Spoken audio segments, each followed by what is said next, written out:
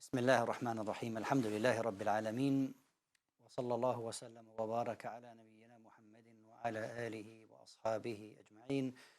All praise belongs to Allah, and may the peace and blessings of Allah be upon His final messenger Muhammad sallallahu alayhi wa alihi wa sallam. To the brothers and sisters and the viewers at home, I say assalamu alaikum wa rahmatullahi wa barakatuh. As'al Allah al-azim.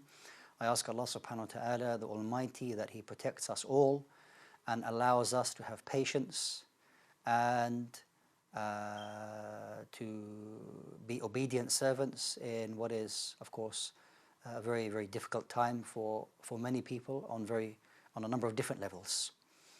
It ranges from people being at home, not being able to leave, but alhamdulillah, they have their health, they have whatever they need to get by. And also to being a bit more, more extreme, if you like, the situation where people are actually losing loved ones.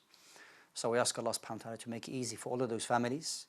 May Allah subhanahu wa ta'ala have mercy upon all the Muslims who have passed away in the past week. SubhanAllah, we've seen many doctors and some nurses even, and some youngsters. May Allah Azza wa Jal have mercy upon them all, make it easy for their families. Allahumma ameen. Ameen. And I think in the time that we have together here, it is very important for us to, where lots of information is coming to us from all different angles, forms of conspiracy theories, pieces of information which one minute seem concrete, 100% the way it is, and then it appears that's not the case at all.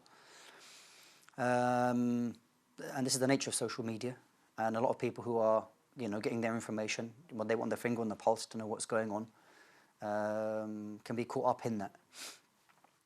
So it's very important for us as Muslims to be patient.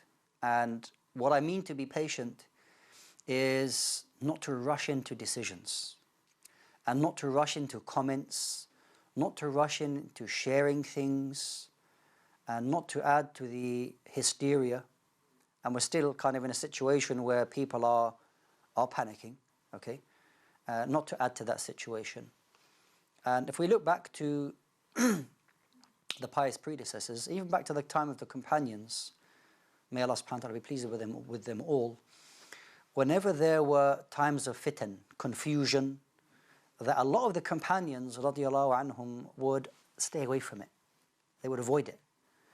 And Abdullah ibn Umar radiallahu anhuma is a very good example of that. That during the khilafah of, after the four Khulafa al-Rashidin, that during the khilafah of Yazid, that there was lots of fitna. And a lot of the companions didn't want to get involved in that. And quite rightly so, because that was their position. I'm not saying everybody has to do that, because some people have roles and responsibilities in the community. Okay? Those are the movers and the shakers, those who are qualified to give fatwa or to give opinions and to guide Muslims and so on and so forth. Okay? Of course, Abdullah ibn Umar radiallahu anhuma saw his position as just to stay away from the fitna because he didn't want to get caught up in it. And I think this is a good position for a lot of Muslims. And that is that with a lot that is going on is just to take a back seat and don't feel as though you have to share, you have to involve yourself in everything. Min husn Islam al-mar' tarkuhu ma la ya'ni. From the good affairs of a believer is to not get involved in things that don't concern you. Okay? To know what is going on, but don't be the cause of causing panic to other people. Okay? And I think it is important for Muslims, and anyone really for that matter, is to really to pay attention to these things and not to make a very, very difficult situation even more difficult. Wallahu a'lam. Thank you, Sheikh. Jazakallah khair.